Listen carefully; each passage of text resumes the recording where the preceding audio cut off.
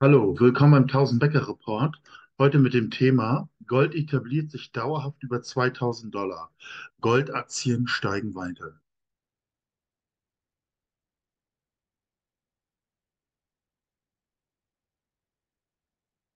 Disclaimer.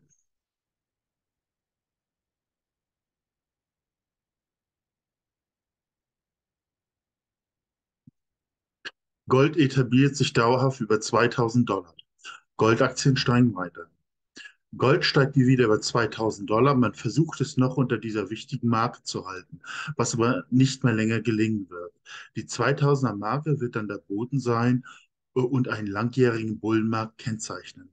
Silber wird gegenüber Gold prozentual noch stärker steigen und die Goldaktienmania auslösen. In den kommenden Monaten sollten Sie daher enorm von den Anstieg der Junior-Goldaktien profitieren. Ja, wie Sie ja vielleicht aktuell mitgekriegt haben, die Goldaktien machen die Aufwärtsbewegung noch kaum mit. Das ist ein riesiges Gap, was sich da auch ausbaut. Kann natürlich, wie gesagt, Gold kann nochmal zurückschlagen, auch vielleicht nochmal auf 1900, das weiß man ja nie. Aber dieser Etablierungsprozess auf Gold über 2000, der findet jetzt statt und kann nicht mehr verhindert werden. Das mag noch ein bisschen rumoszillieren, aber dann wird es nie wieder unter 2000 Dollar gehen. Und zwar, es geht dann in der Perspektive, wenn man jetzt das alte historische Chart nimmt, auf mindestens 8000 Dollar langfristig. Und sehen Sie sich die Entwicklung, die Ähnlichkeiten des letzten Inflationskrise an. Das war ja in den 1970er Jahren. Und da hatten wir eigentlich eine ähnliche Entwicklung. Wir hatten einmal das Hochlaufen hier von 35 Dollar auf circa 200 Dollar. Das könnte man vergleichen hier mit 2011. Dann gab es auch eine durchaus lange, aber nicht so lange wie in den letzten Jahren, Korrektur von Gold. Gold hat sich damals dann herausgearbeitet, bis 1978, denke ich, wird das gewesen sein, und hat dann wieder 200 Dollar erreicht und so, wie wir jetzt auch uns herausgearbeitet haben. Und diese Short-Formation lässt eben auf einen im Grunde genommen senkrechten Anstieg von Gold, weist das hin. Und die ganzen Korrekturjahre sind wie vergessen. Also ganz ähnlich wie damals. Und damals ist dann Gold von 1978 bis Anfang 1980, es war im Prinzip ein gutes Jahr, von 200 Dollar auf über 800 Dollar gestiegen. Ähm, ja, und was Ähnliches ist möglich. Ich denke nicht, dass es so schnell geht. Ich denke mal, wir sehen erstmal diese vor uns im letzten Video beschriebene 2180 Dollar, aber ausschließen können wir 2300, 2400, 2700 auch nicht. Auch bin ich nicht hundertprozentig überzeugt, dass wir die 8000 Dollar sehen, weil weil sie möglicherweise vorher eingreifen mit irgendwelchen Währungsreformen oder was weiß ich. Also es ist auch gut möglich und deswegen machen wir ja auch Goldaktien, dass wir, sage ich mal, nur den Goldanstieg vielleicht bis 3000, 3500 sehen. Aber und dann wird in irgendeine Form eingegriffen. Aber das bedeutet in jedem Fall auch Goldaktien, weil die eben im Vorfeld steigen und weil sie so unterbewertet sind. Reine Spekulation. Jedenfalls denke ich mal, die Ähnlichkeiten mit der Inflationskrise in den 1970er Jahren bis jetzt sind absolut frappierend. Und ich denke, das deutet darauf hin. Damals war es die größte Goldaktienrallye aller Zeiten, die wir damals erlebt haben. Und eine ganz ähnliche Situation steht vor uns. Und das ist eben das Attraktive. Gold steigt vielleicht jetzt um 50%, vielleicht in der Spitze um 100% in diesem Zyklus. Das würde den Leuten vermutlich, die sich nicht so täglich damit beschäftigen, gar nicht so auffallen. Aber für Goldaktien sind das ungeheure Anstiege. Sie wissen ja, damals in den 1970er Jahren sind ja Aktien teilweise um das 100, 200, 300-fache gestiegen. Und ja, und ab und zu gibt es auch mal in diesem Umfeld eine Vertausendfachung. Das ist einfach unglaublich. Und weil Goldaktien im Verhältnis zu Gold so ungeheuer billig sind, ist meines Erachtens, löst eben dieser Anstieg diese absolute Unterbewertung auf und die Goldaktien müssten eigentlich dann wie verrückt nach oben schießen. Und deswegen sind wir ja auf diesen Sektor so fokussiert. Ja, hier nochmal ein Goldprojektgenerator aus Quebec, der eben auch aktuell, nachdem er jetzt hier auch seit Oktober, November korrigiert hat, auch wieder ausbricht. Der ist im sicheren Rechtsgebiet, ähm, also hat auch hochgradiges Gold, teilweise hier 4,2 Gramm pro Tonne, 12,2 Gramm pro Tonne, 105 Gramm pro Tonne sogar. Das Ganze liegt hier in Quebec, wie Sie sehen können. Sie haben sehr gutes Management und meiner Meinung nach sehr große Gebiete. Hier sehen Sie es 178 Quadratkilometer, Hier da oben insgesamt sogar äh, ja, 606 Quadratkilometer, komplett im Besitz des Unternehmens. Das Ganze ist in der Nähe östlich der James Bay. Das ist hier das ist hier nur hier auf der linken Seite. Der die großen oder beziehungsweise Halbinsel oder diese Riesenbucht, die herausgeht. Und da sind drumherum eben sind diese Goldgebiete. Hier ist Quebec, da ist Ontario. Und beide sind ja ein ausgesprochen interessantes Gebiet für Goldexploration. Exploration. Und die dürften meiner Meinung nach ganz heiß werden, diese Gebiete. Ja, nee, also ist auch in der Nähe großer Minen, beispielsweise von der Newmans Eleanor Mine und der Azimuth-Elmer-Entdeckung, also große Rechtsgebiete im sicheren Rechtsgebiet. Und sowas ist im Prinzip noch kaum bewertet. Sie sehen, Sie hatten beim letzten Goldboom schon einen durchaus starken Anstieg. Hier ging es hier von 5 Cent schon mal auf 30 Cent rauf. Jetzt ist es im Prinzip fast bis auf 10 Cent wieder korrigiert, ist also immer noch doppelt so hoch wie zu diesem Tiefpunkt. Und ich denke mal, die Korrektur ist abgeschlossen. Mit dem nächsten Goldboom ist das alte Hoch ganz schnell wieder erreicht. Und dann natürlich ist auch denkbar, wenn ein Gold weiter steigt auf eben 2100, dass auch die Marke von 1 Dollar oder mehr ähm, in Betracht gezogen werden kann.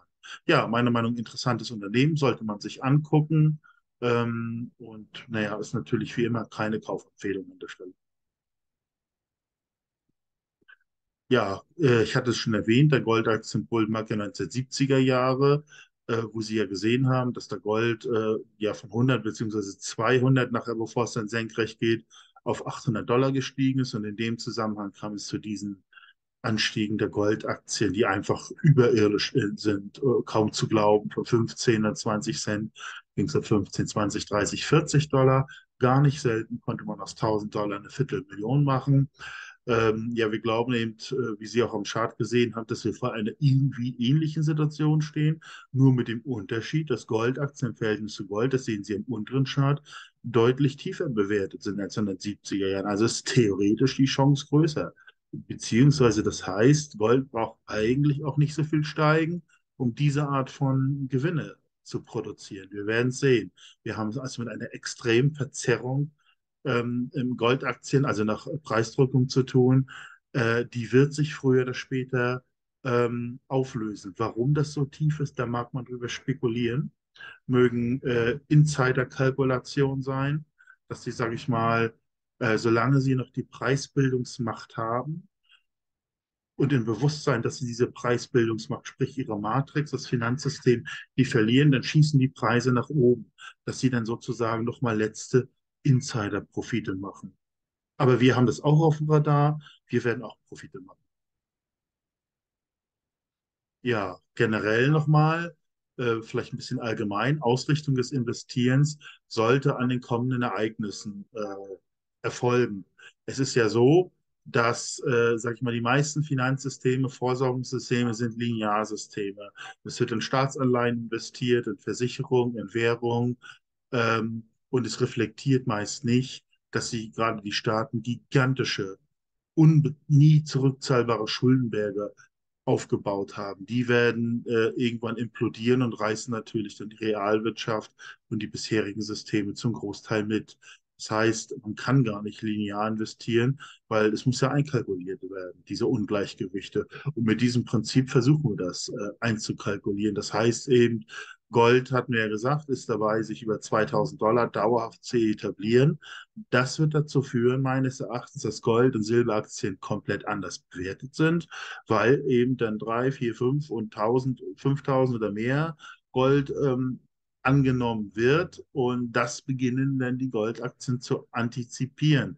In den 1960er Jahren hatten wir eine Phase, als Silber stieg von 1,30 Dollar auf über 5 Dollar.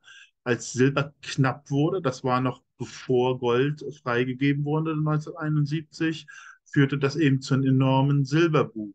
Und die durchschnittliche Silberstock-Penny-Aktie ist mindestens um das 160-fache gestiegen. Eine ähnliche Situation können wir heute auch unterstellen, denn dieses Festhalten an ungefähr 20 Dollar Silber ist ja nichts weiter auch als eine durch Kräfte, wer auch immer dahinter steckt, Preisfestsetzung, wie es eben damals war. Nur damals waren es 1,30 Dollar, heute sind es circa 20 Dollar. Auch das wird nicht aufrechterhalten werden kann und auch das führt dann möglicherweise zu einer ähnlichen Silberaktienrallye wie damals. Also, wir meinen damit, Gold und Silber muss noch etwas steigen. Ich sage mal auf 2500, Silber 50. Und wir haben solche Anstiege von Penny, Gold- und Silberaktien. In dem Fall damals waren es keine weniger als 160-fache. So, wir kalkulieren einfach, dass wir im Wesentlichen eine durchschnittliche Ver-25-fachung vielleicht hinkriegen, wenn es jetzt zu dieser Goldaktienrallye kommt. So, und dann hat man die Möglichkeit, mit diesen Gewinnen zum einen natürlich in schwierigen Zeiten davon zu leben, zum anderen natürlich mehr Gold und Silber, wenn auch zu höheren Preisen kaufen können, weil man kann eben signifikant mehr kaufen.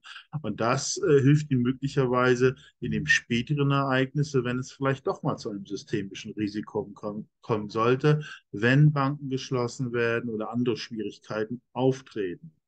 So, also wir empfehlen im Grunde genommen, diese Gold- und Silberaktiengewinne aufgrund dieser extremen Unterbewertung zu investieren in mehr Gold und Silber, soweit es dann geht. Also stepweise nicht bis zum letzten Punkt warten, sondern in den Anstieg sozusagen wechseln. Ja, am Höhepunkt dieser möglichen Krise oder überhaupt an dem Maximalpunkt sehen ja viele Spezialisten wie Mike Maloney dann für Silber irgendwo einen Wert von 200 bis 400 heutige Kaufkraft, für Silber und für Gold so circa 8000. Und 1980 war es tatsächlich so, da konnte man für 500 Unzen Silber ein Haus kaufen, kaum zu glauben. Ist heute, 500 Unzen kriegt man heute für ungefähr 15.000. Und das ist natürlich eine einmalige Situation. Das heißt, es steht enormer Vermögensverlust bei Immobilien voraus und dagegen stehen enorme Wertsteigerungsmöglichkeiten bei Gold und Silber, weil eben diese Währungen implodieren, die Schulden gehen raus und damit fallen all diese aufgeblähten Sachwerte, wie zum Beispiel Immobilien, aber auch wie ähm, Aktien, also Standardaktien, wie Sie im unteren linken Chart sehen können. Also genau das ist 1980 dann passiert.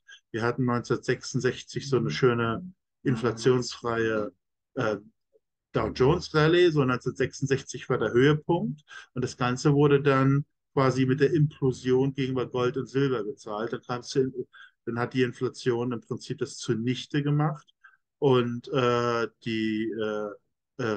es ist so tief gefallen, dass man mit einer Unze einen Dow kaufen konnte.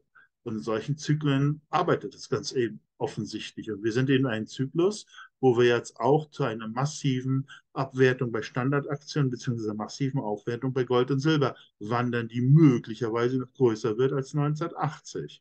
Also damals ist es eben auf 1:1 gefallen, ein Dow, ein Gold. Und jetzt meinen viele Statisten, dass es durchaus auch auf 1:2 fallen.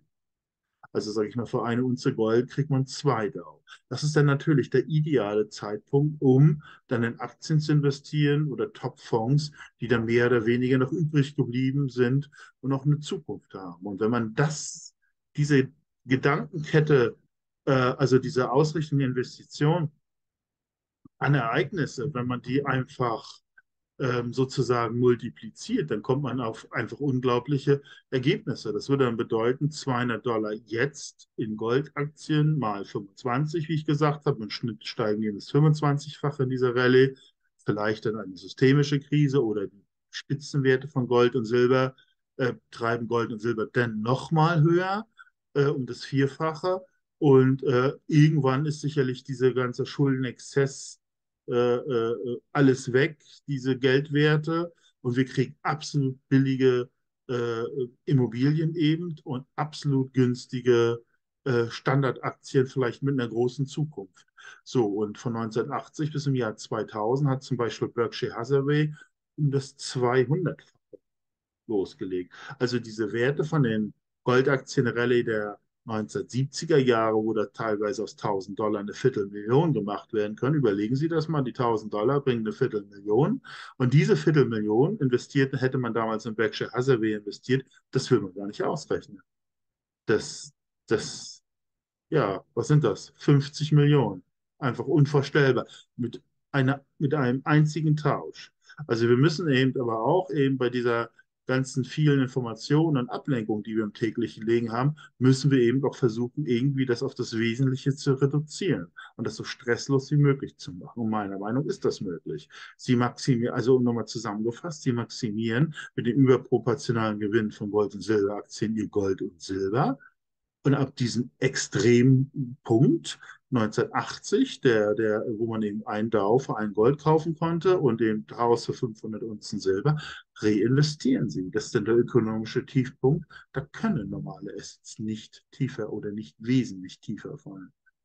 Und ich denke, das ist eigentlich die Antwort auf alle diese Diskussionen, die wir aktuell haben, mit Renten, mit Arbeit. Man muss einfach den langfristigen Horizont machen. Man muss sich bewusst sein, dass wir eben vor verschiedenen Ereignissen stehen. Und das muss unsere Investitionsstrategie reflektieren. Im Allgemeinen tut sie das nicht. Und deswegen endet das für die meisten Leute auch immer im Desaster, meines Erachtens. Ja, der 1000-Becker-Report. Wir versuchen eben diese Goldaktien zu identifizieren, die hohen Potenzialfaktor beispielsweise haben. Das Ganze kann man sortieren nach moderaten, hohen und sehr hohen Risiko. Eine Exit-Strategie haben wir auch dabei, was investiert wird, wenn der Boom vorbei ist. Ähm,